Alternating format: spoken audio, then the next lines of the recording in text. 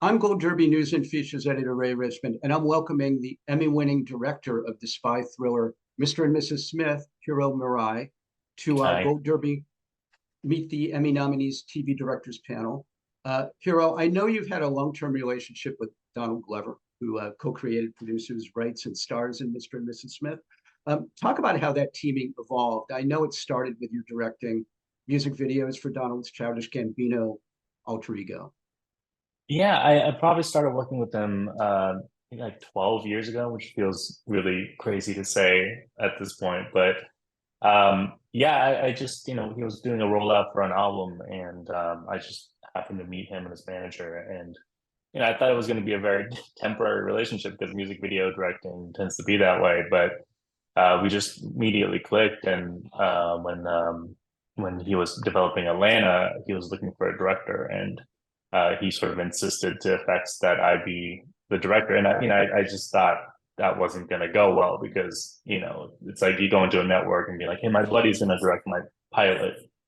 So thinking from a effects point of view, I thought they would never let that happen, but they kind of trusted our process and kind of our chemistry and our voice together. And since then, we just been kind of working on and off together for the past decade. Obviously, directing Atlanta, whole different series of muscles than doing Childish Gambino. What was that experience like? Well, Atlanta was my first foray into TV and even just long form narrative in general. So it was a lot of it was certainly a learning experience. There's just a lot that I didn't know back then. Um, but what I did know is that we were aiming for something really specific tonally that we were developing on the short form side, and there was I knew enough to kind of trust the chemistry that me and Donald had, and kind of this surrealist, mundane sort of tone that we were both attracted to was really important for the show. So that kind of was the North Star, and everything else I just kind of learned on the job, fortunately. I see that you're also an exec producer on a little show called The Bear, and you directed episodes of Barry. I Mhm. mean, Hiro, is there a high-profile show you haven't had a hand in lately? It's from a guy who hadn't done any TV, you suddenly you hit the ground and you suddenly were everywhere. I've been really lucky, I think I just happened to be around people who were like-minded and wanted to play with the TV medium. And I think there's something exciting, especially a couple of years ago, where people were really playing with the half-hour format, turning them into dramas, and playing with the form in a bunch of different ways. And yeah, I just happened to be around a bunch of people who thought the same way, and I was just lucky to be invited. Uh, Although I think you create your own luck, of course. Let's talk about Mr. and Mrs. Smith. Looks like a hell of a lot of, it's certainly a hell of a lot of fun to watch, and I will have to believe a kick to direct too. And you directed the first two episodes of season one. Uh, just when John and Jane, played by Donald Glover and Maya Erskine, are getting to know each other, you must have a shorthand with Donald at this point after directing him so much over the years, and that had to help. Yeah, but it was strange because a lot of the crew we carried over from Atlanta too. My DP Christian Sprenger was also on Atlanta, and we just kept running into this thing where we kept calling Donald by his character name on Atlanta for the first couple weeks. It just everything Yikes. was so like too familiar. We kept reminding ourselves that he wasn't Ern, he was John. Yikes. So, but once you got that straight and you figured out what his character, that he was John, um, uh, it seemed to work out pretty well. And you got to work not only with him, but with Maya and Paul Dano also, which also had to be, they're both so terrific on the show. Yeah, I mean, the Maya was such a pleasure. I mean, I've known her a little bit before, and I was such a huge fan of her work in Pen 15. But what she's doing here is so different than what she did in Pen 15. I knew she was a terrific actress, but I just what she brought to the show, I was like really blown away just from day one. She just clicked in immediately, and and what she does on Pen 15 is so big and like just like so cathartic and cool. But what she does here is like she's still tapped into that sort of like chaotic energy, but she can also play it really small and nuanced as well. So yeah, I mean, it was just such a, you know, pleasure, honestly. And then we really didn't know how Donald and Maya's chemistry was going to kind of play. You know, it was kind of a random, it was a guess, you know, that they were going to work on screen, but luckily they just immediately clicked and they just started playing around with each other, and that became kind of the core of the whole show. You know, it's so much about that relationship and kind of the what their intimacy looks like, you know, which is its own very specific rhythm.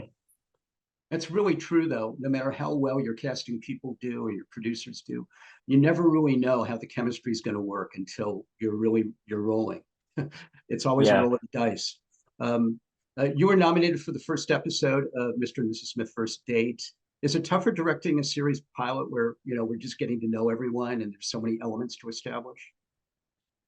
I think so. Sometimes I get jealous, you know, because I'll watch a later episode of a series that I directed the pilot for and see that they really get to kind of, you know, everything's all fleshed out, the character dynamics are all there, the actors know each other, and then they really get to kind of deliver on the promise of the pilot, you know.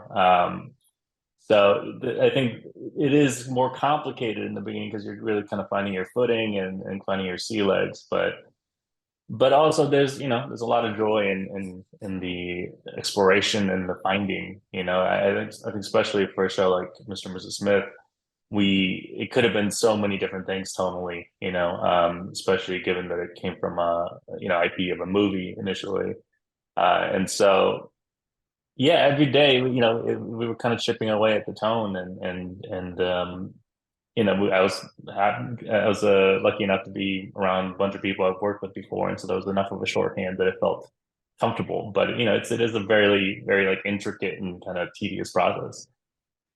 Yeah, speaking of that tone, and the fact that there was a 2005 movie of the same name, the one that gave the world Brangelina that it's based on. Hmm. Um, were there discussions with Donald and Francesca Sloan, the co-showrunner, about making sure the series had a different tone than that, or did you want it to be a similar?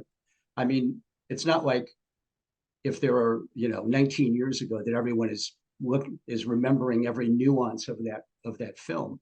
So Sure. you could go for a completely similar tone. Yeah, I mean, I think by nature of Donald and Maya being the leads of this show, even if we did a shot-for-shot remake of that movie, it just wouldn't be the same tone. You know, they're just very different actors. They have a very different point of view. Um, and I think what was attractive about the project for me was when I started talking about Fran, or start talking with Fran about the project, was this is sort of about a modern couple playing dress up as like a effortless spy couple. You know, it's people who are kind of out of their wits and very effortful, pretending to be effortless. You know, and I think there's something about I don't know, being a couple in modern times that feel like you're pretending to be adults a little bit. And so, you know, me, Fran, Donald, and Maya are all about the same age, and it just felt like there was a common experience there that we could translate into the spy genre in a very sort of strange roundabout way. So we just started from there. And you're always thinking, I'm sure, about making sure you keep enough of a comedic tone in there that you don't want this ever to be just a straight ahead spy show. I mean, the idea of a spy show is just inherently kind of absurd, you know, like It's kind of it's true. it's yeah, it's strange. And so I think there's a lot of comedy we should mind out of that. And, you know, we kept thinking about who, you know, what the company that hired them was doing, you know, like what's their motivation. And then there's just something inherently sort of like algorithmic and strange and absurd about what they were being asked to do. So I think just they're naturally reacting to what they're assigned to do was the source of a lot of the comedy. Well, we're going to wrap things there. Season 1 of Mr. and Mrs. Smith streams on Prime Video. Hiro Murai. Best of luck at the forthcoming Emmys in September, and thanks for joining us at Gold Derby. Thanks so much. Thanks for having me.